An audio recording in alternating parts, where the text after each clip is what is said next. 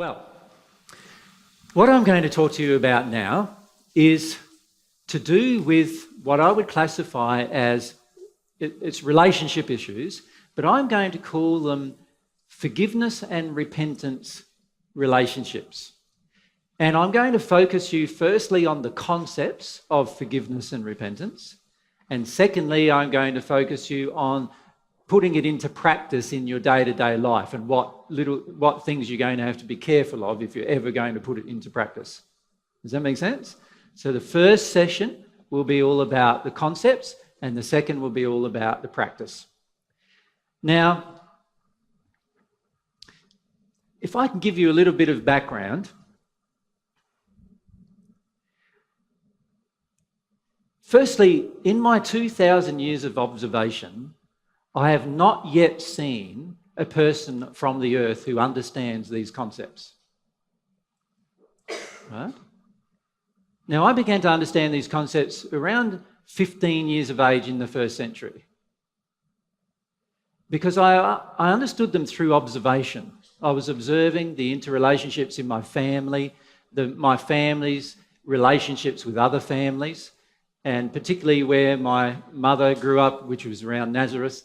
Obviously, there were extended family in that location, and you could see all of these interrelationships occurring. So it was a fascinating area to just observe and study, right? And what I observed through the process was that most people didn't actually have a logical interaction with any other person.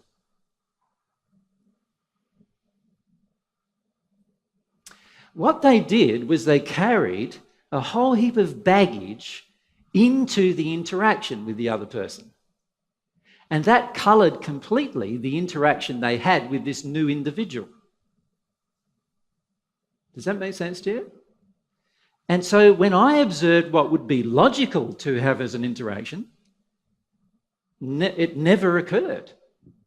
All that occurred was all of these addictive, facade-based interactions that were all driven by the past hurt that was unresolved within the individual. They drew the hurt into the next interaction. And nobody even knew they were doing that. They thought what they were doing was logical. But it was very illogical. It is very illogical.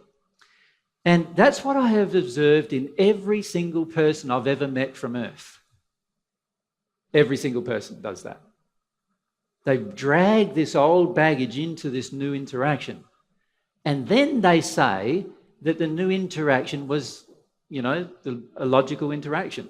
It cannot be, in fact.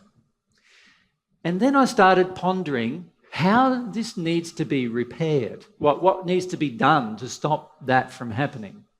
Does that make sense? What actions, what things can we do to stop this problem that we keep pulling in our history into the next established communication we have with whomever? And that applies to the communication or the interactions we have with the environment. It applies to the interactions we have with each person. It applies to the interactions we have with our children. It applies to the interactions we have with spirits. They were dragging this baggage into every interaction. And that's when I started to realise the importance of repentance and forgiveness in our day-to-day life.